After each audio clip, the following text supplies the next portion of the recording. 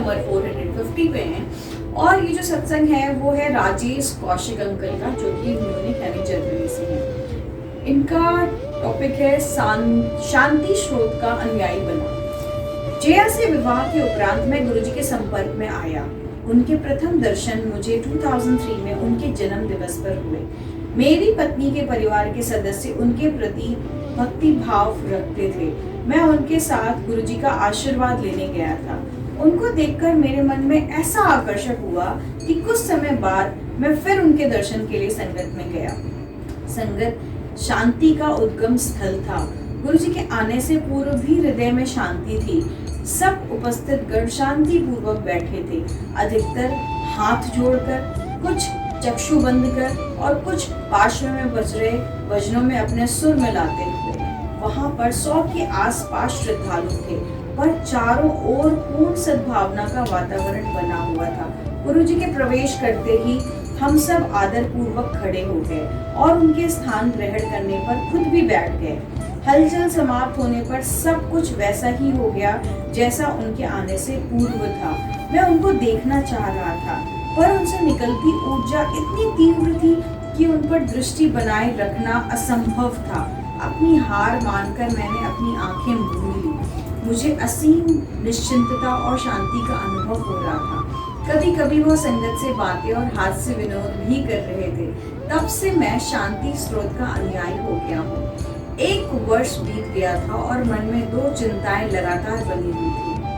अपने लिए एक अच्छा कार्य और अपनी बहन के लिए सुयोग्य वर। उन्हीं दिनों मुझे एक स्वप्न आया जिसमें मैं अपनी ससुराल वालों के साथ एक आश्रम में गुरुजी के निकट बैठा हूँ और उन्होंने मुझे शिवलिंग दिया। जब मैंने यह स्वप्न अपनी पत्नी जया को बताया तो उसने कहा, गुरुजी ने हमें आशीर्वाद दिया है। गुरु कृपा से कुछ दिनों में मुझे अच्छा काम मिल गया।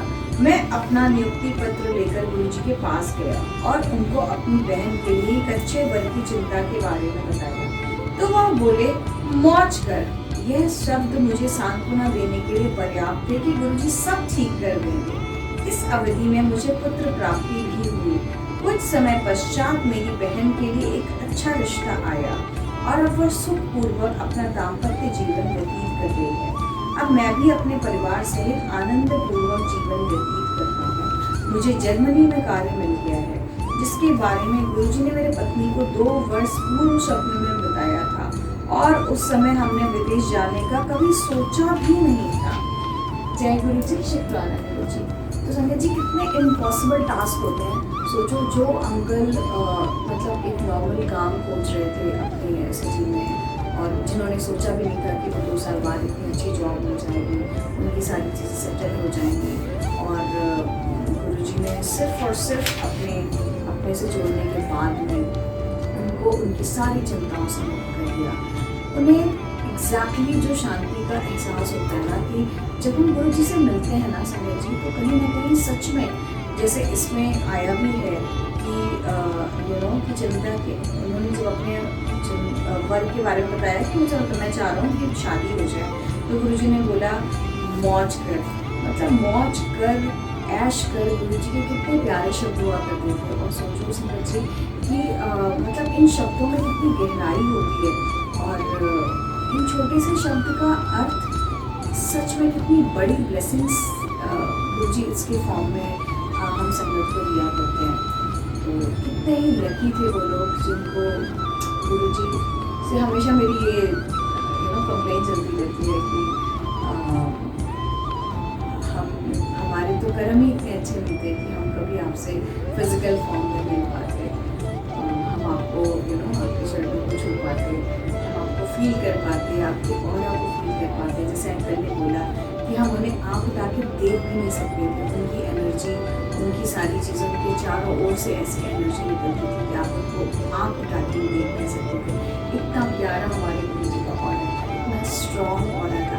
गुरुजी हमारे इतने सुंदर हुआ करते थे कि हर कोई उनको आँख भर के देखना चाहता था, बट एक्चुअली कोई देख नहीं पाता था। इनफैक्ट अगर मैं इस समय बात करूँ तो हमारे घर में ऐसे बहुत सारे स्वरूप हैं। आप चाहे इन स्वरूप को देखिए, आप चाहे उन स्वरूप को देखिए, आप जिस भी एंगल में खड़े हो गए ना, हर एंगल में लगता है कि गुरुजी ना आपको वहाँ पे देख रहे हैं। अगर मैं किसी दूसरे एंगल में खड़े हो जाऊँ तो ऐसा लगता है कि गुरुजी वहाँ से तो मतलब स्पीचलेस चीज़ें हैं ना कि हम गुरु जी को वर्णन किसी भी तरीके से ना हमारे पास शब्द नहीं होते हैं कि हम गुरु जी के बारे में जितनी बातें करें सकते जी जितनी बातें करें ना शायद उतनी बातें कम होती है। और लिटरली मतलब मुझे ऐसा लगता है कि मैं जब से गुरु जी से मिली हूँ ना तब से मेरी लाइफ में गुरु जी के अलावा कुछ भी होता है तो मेरे मुंह से सिर्फ और सिर्फ गुरु जी की मेहर है कि हमेशा ये लगता है कि गुरु जी है ना सब कुछ ठीक कर देंगे।